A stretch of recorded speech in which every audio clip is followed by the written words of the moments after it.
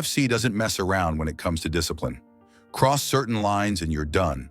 No second chances, no appeals. Throughout the promotion's history, Dana White and company have shown fighters the door for reasons ranging from post-fight meltdowns to criminal behavior. Some bans seemed justified, others felt excessive, but the message was always clear: step out of line and you're out. Whether it's throwing punches after the bell, refusing to release submissions, or violating company protocols in ways that sound like movie plots, these athletes discovered that UFC contracts come with strict conditions. Here are 10 fighters who learned that lesson the hard way.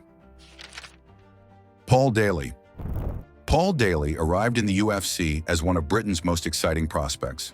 The powerful striker looked destined for title contention, especially when he earned a welterweight title eliminator against Josh Koscheck at UFC 113. The stakes couldn't have been higher. The winner would get a crack at welterweight champion Georges St-Pierre, one of the most dominant champions in UFC history. This was the fight that would define Daley's career, the opportunity he'd been working toward his entire life. Unfortunately for Daley, Koscheck implemented a grinding wrestling strategy that completely neutralized the Brit's striking. For 3 full rounds, Daley found himself on his back, pressed against the cage, or defending takedowns. He couldn't land his signature power shots, couldn't find his rhythm, and couldn't implement any part of his game plan. After 15 minutes of being controlled and taken down repeatedly, Koscheck earned a lopsided unanimous decision. Frustration doesn't begin to describe how Daley felt. As the final bell sounded and the fighters separated, something inside Daley snapped. He threw a punch that landed flush on Koscheck's face well after the fight had officially ended. The cheap shot stunned everyone in attendance, including veteran referee Dan Miragliotta, who immediately stepped between them in disbelief. Dana White's reaction was swift and absolute. Daley was not only cut from the roster immediately, he was banned for life from ever competing in the UFC again. White made it crystal clear that no amount of success elsewhere would change his mind. Daley could go on to win championships in every other organization on the planet. He could become the consensus best welterweight in the world, and the door would still remain permanently closed. The ban was total and irreversible. Some fighters, as we'll see, got second and even third opportunities despite serious violations. But White never wavered on his decision regarding Daley. The message was sent: post-fight violence would not be tolerated under any circumstances. But if you think throwing a punch after the bell is bad, wait until you hear about the fighter who turned the submission grappling into something far more sinister, earning a reputation that made opponents legitimately fear for their safety. Rousimar Palhares. Rousimar Palhares became infamous for one specific reason: he refused to release submissions even after his opponents tapped out. The Brazilian submission specialist had already developed a reputation for holding leg locks dangerously long before his final UFC appearance. In 2013, Palhares faced Mike Pierce and secured a heel hook in just 31 seconds. Pierce tapped immediately, both with his hand and verbally, but Palhares wouldn't let go. The referee had to physically force him to release the hold. Pierce was left writhing in pain on the canvas, while Palhares showed no remorse. The UFC launched an investigation, and after careful review, they determined this was part of a pattern of dangerous behavior. Palhares was released from his contract and told he would never fight in the promotion again. His reputation for dirty tactics followed him to other organizations. At World Series of Fighting, he eye-poked Jake Shields and once again held on to a submission longer than necessary, proving that getting kicked out of the UFC hadn't reformed his ways. While Palhares' offenses happened inside the cage, our next fighter couldn't seem to pass a simple test that every professional athlete faces: Matt Riddle. Matt Riddle built an impressive record in the UFC and showed real potential as a rising middleweight. His grappling was elite, his striking was improving, and fans enjoyed his laid-back personality. But he had one problem he couldn't overcome: marijuana. Riddle failed drug tests for marijuana twice during his UFC career. The first came after UFC 149, where his victory over Chris Clements was overturned. Less than a year later, he tested positive again following a win over Che Mills, which also had its result overturned. Dana White was particularly frustrated with Riddle's situation. As White pointed out, UFC fighters only have to compete a few times per year. If you can't stay clean for those limited testing windows, you have a serious problem with priorities and self-discipline. What made things worse was an interview where Riddle stated he smoked marijuana so he wouldn't beat his wife and children. The comment was shocking and inappropriate, suggesting that without marijuana, he might be violent toward his own family. Whether Riddle meant it seriously or was trying to be provocative, the statement didn't help his case with UFC management. Riddle later criticized White's handling of the situation, suggesting that as a father of three who was still performing well, he deserved help rather than termination. Despite the controversial ending to his UFC career, Riddle went on to find massive success in professional wrestling with WWE. Ruslan Magomedov. While Matt Riddle's drug violations involved marijuana, Ruslan Magomedov's were far more serious. The heavyweight wasn't using recreational drugs. He was using performance-enhancing substances designed to make him bigger and stronger than he would be naturally. His first suspension came in 2016 after testing positive for a selective androgen receptor modulator, a compound designed to enhance muscle growth. Strike 2 came in October 2018 when he tested positive for 2 different steroid metabolites. The final nail in the coffin came in February 2019 when Magomedov refused to provide a sample for testing. In anti-doping protocols, refusing a test is treated the same as failing one. USADA responded with the harshest punishment available, a lifetime ban. That decision effectively ended any possibility of Magomedov ever competing in the UFC again. Drug violations are serious, but they're usually handled through suspensions and fines.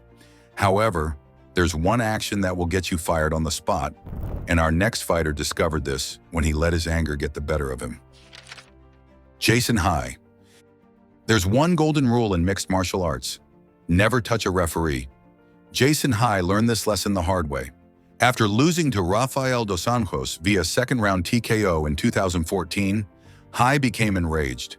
He believed dos Anjos had been landing illegal strikes to the back of his head, and that referee Kevin Mulhall had failed to protect him. In a moment of fury, High shoved Mulhall. The UFC's response was immediate. High was fired despite posting an apology on social media shortly after the incident. Dana White has consistently maintained that referee abuse is completely unacceptable, and High's termination reinforced that policy. The incident highlighted how little margin for error exists for fighters at the bottom of the roster. Had High been a major star, he might have received a suspension rather than termination. But for lower-tier fighters, one serious mistake can end your UFC career instantly. High's termination was swift and predictable, but sometimes the UFC gives fighters second chances, especially when initial accusations don't result in charges. One fighter received that second chance, only to throw it away in the most devastating way possible. Thiago Silva. Thiago Silva's UFC career came to an end after disturbing domestic violence allegations, but his path to termination was complicated. In early 2014, Silva was accused of threatening his estranged wife with a gun. Dana White initially banned him from competition, stating Silva would never fight in the UFC again. However, when the criminal charges were dropped, White reinstated Silva, arguing that everyone deserves to be considered innocent until proven guilty. That reinstatement lasted only a few months. Video footage surfaced showing Silva holding a gun and accusing his wife of hiding another man in their home. In the recording, Silva's wife could be heard saying she was documenting everything in case Silva did something terrible. The fear in her voice was unmistakable. Once that video became public, the UFC fired Silva permanently. The evidence was too damning to ignore, and Silva's second chance evaporated. Silva's termination came after threatening someone outside the cage. But our next fighter's problems stem from his inability to leave his fighting in the octagon. When a UFC legend takes his battles to the streets, the consequences are inevitable. BJ Penn. BJ Penn is a UFC legend and Hall of Famer, but his final years with the promotion were painful to watch. After losing 7 consecutive fights, Penn's decline was obvious to everyone except Penn himself. His legendary toughness had become a liability as he absorbed tremendous damage in these fights. Dana White had already been searching for a way to stop giving Penn fights. White had expressed concern about the damage Penn was absorbing and didn't want to see the legend hurt himself further. The situation deteriorated in 2019 when TMZ published videos of Penn involved in a street fight outside a bar in Hawaii. The footage showed Penn exchanging punches with another man before eventually being knocked unconscious. The street fight video provided the justification White needed to release Penn from his contract. White made it clear that whether Penn won, lost, or drew in his final fight, he wouldn't receive another UFC bout. True to his word, Penn's career with the promotion ended after that commitment. Penn's release came after street fighting embarrassment, but at least he wanted to keep competing. Our next UFC legend took a very different approach. Wanderlei Silva, the axe murderer, ended his UFC tenure in controversial fashion. In May 2014, the Nevada Athletic Commission attempted to conduct a drug test at Silva's Las Vegas gym. Silva fled the scene, later admitting he had taken diuretics and didn't want to get caught. The commission responded by imposing a lifetime ban.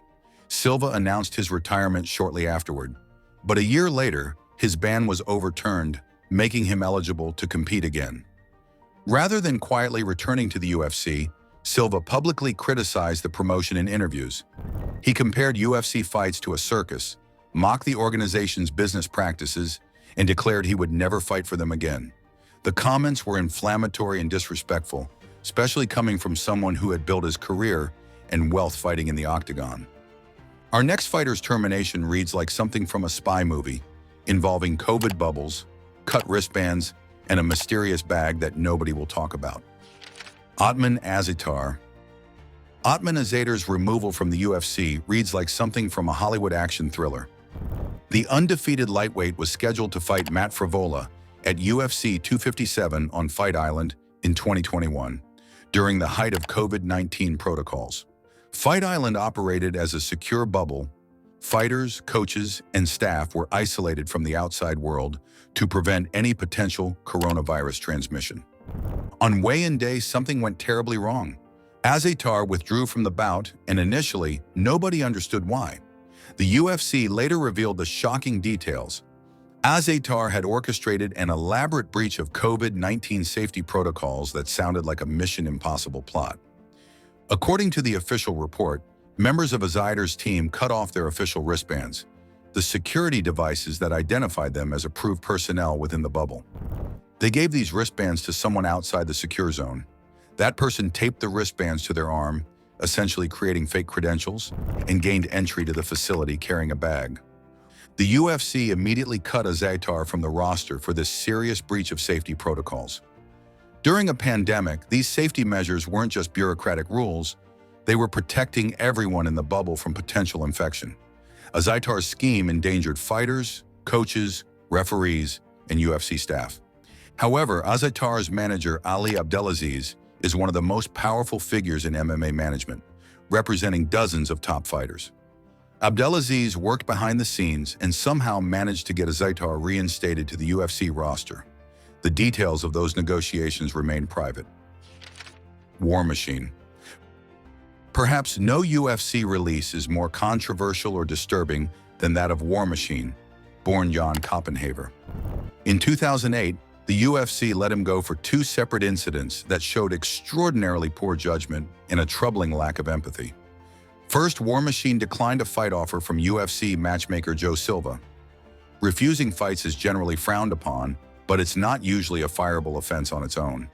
However, the manner in which War Machine refused and his attitude during the negotiations rubbed UFC management the wrong way. More significantly, War Machine made disturbing and insensitive comments about the death of fellow UFC fighter Evan Tanner. Tanner had died from heat exhaustion during a solo trip to the California desert, a tragic accident that shocked the MMA community. On his MySpace page, War Machine posted speculation that Tanner had actually gone to the isolated desert to take his own life because he realized his fighting career was over, and he hadn't made substantial money from his years of competition. Medical examiners later determined that Tanner's death was absolutely not a suicide. It was an accidental death caused by extreme heat and dehydration. But War Machine stood by his remarks even after being corrected, showing no remorse for speculating about a fellow fighter's death in such a callous manner. The UFC fired him for creating unnecessary controversy and showing complete disregard for a deceased colleague. The decision was appropriate. War Machine had demonstrated that he lacked the professionalism and character the organization wanted representing its brand. Years later, War Machine's story took a much darker turn that vindicated the UFC's decision to cut ties with him. In 2014, he brutally assaulted and raped his ex-girlfriend, a crime so violent that he was charged with 29 felonies. The attack left the victim with broken bones, missing teeth, and severe trauma. War Machine was convicted and is currently serving a life sentence in prison, with eligibility for parole after several decades. His story serves as a reminder that sometimes problematic behavior early in someone's career is a warning sign of much more serious issues beneath the surface.